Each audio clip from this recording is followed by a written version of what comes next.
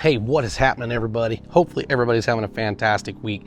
Hey, you know what? I saw some really pretty interesting stuff this week, and I don't know if you've even heard of it or anything like that, but very, very cool, man. There's a gentleman that is out there that I think is, well, we're going to get into it, but yeah, over 2,000 miles on a sport bike to the North Pole. Yep, coming up next on the Rant and Ride.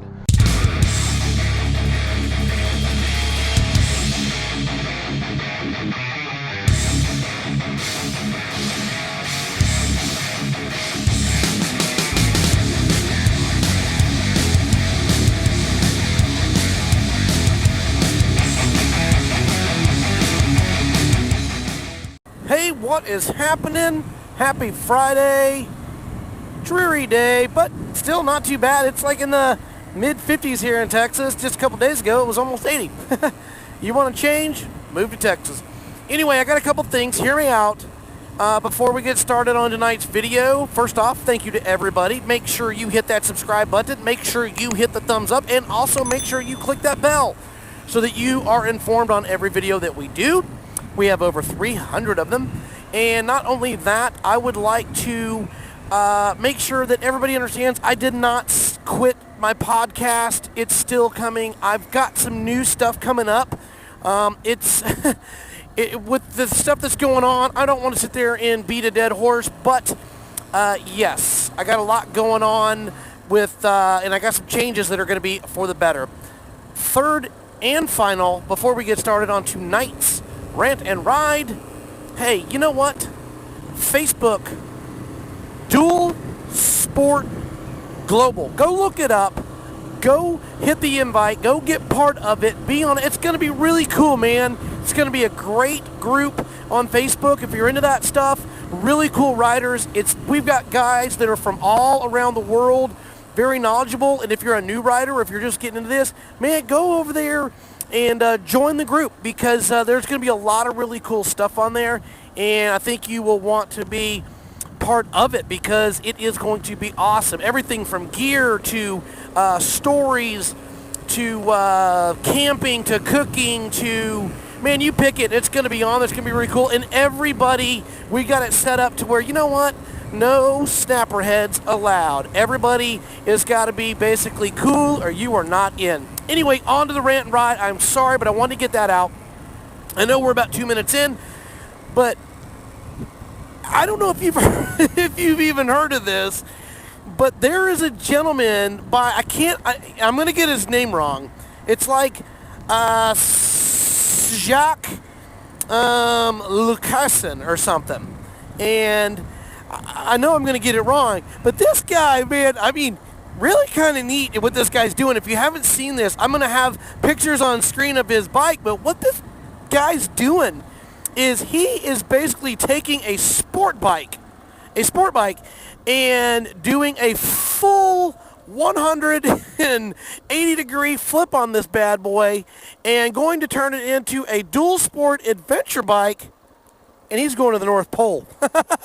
I mean, if you haven't seen it, it's pretty freaking neato-Gito, man. If you look at the bikes on screen of what he's doing, look at that thing. It is a Yamaha R1.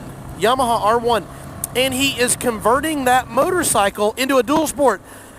You know, I think it's really cool. It's kind of dorky, but it's kind of cool all in one. But it is neat, and I think it's cool that there are just some adventure guys out there that are willing to just try anything, just to see if they can do it. But it's going to be like 2,000 plus miles that this guy is going to go on, and he's going to try to hit the North Pole. I've got a picture of the map on screen, or a tentative map of what he's going to do, and I mean, I'm going to be honest. I think that is going to be one difficult journey, to say the least. What do you think? I mean, I see a few potential problems, and I could be wrong. I mean, I really could. But you guys look at it, and you tell me. I mean, A, it's an R1, and I know that that's a highly reliable bike from Yamaha. I had a buddy that had one, my buddy Quinn, back when I lived in Oklahoma, and very cool bike. Super, super smooth, tons of power, But I mean, at the end of the day, it's a sport bike. It's a sport bike. How is that bike going to react with all these modifications? Bigger swing arm. Look at the tires on that thing. I mean, they're huge. They look like freaking car tires.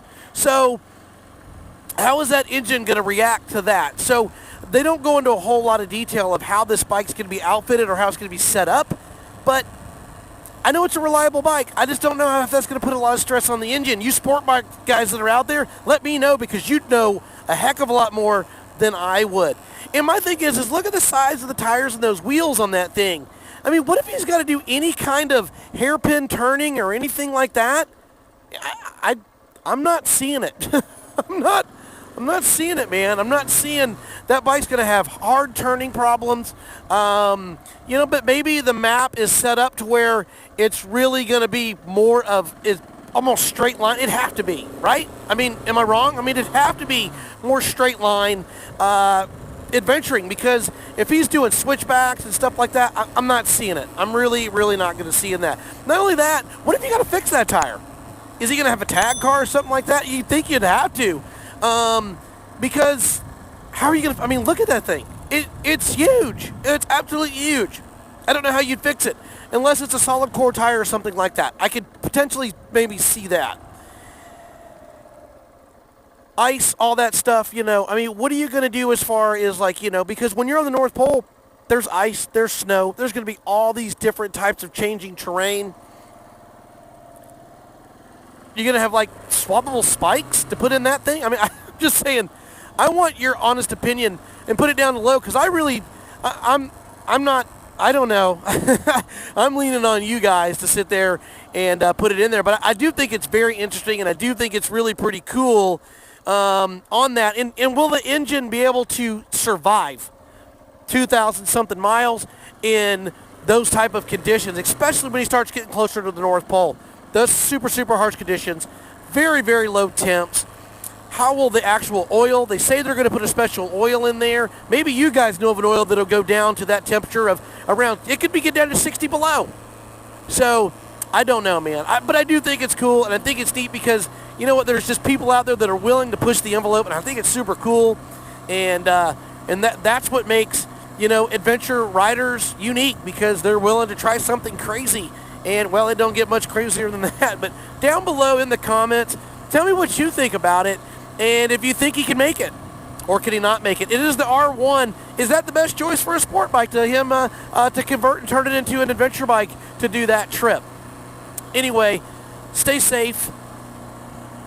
Spend time with your family, and get out and find what little adventures you can find in today's crazy world, because I think this is just the beginning, guys. I don't want to dig in too deep, but I do feel that we've got changes coming in this world, and I don't think it's going to get back to normal, at least not this year.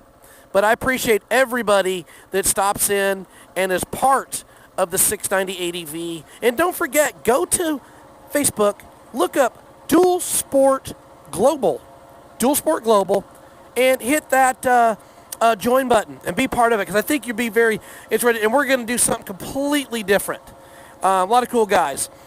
Jeff and Vance and myself, very, very cool. But you guys stay safe, and we appreciate you. Don't forget, go sign up. Hit that thumbs up. Hit that subscribe. Be part of the channel. We sure do appreciate you. 690 out.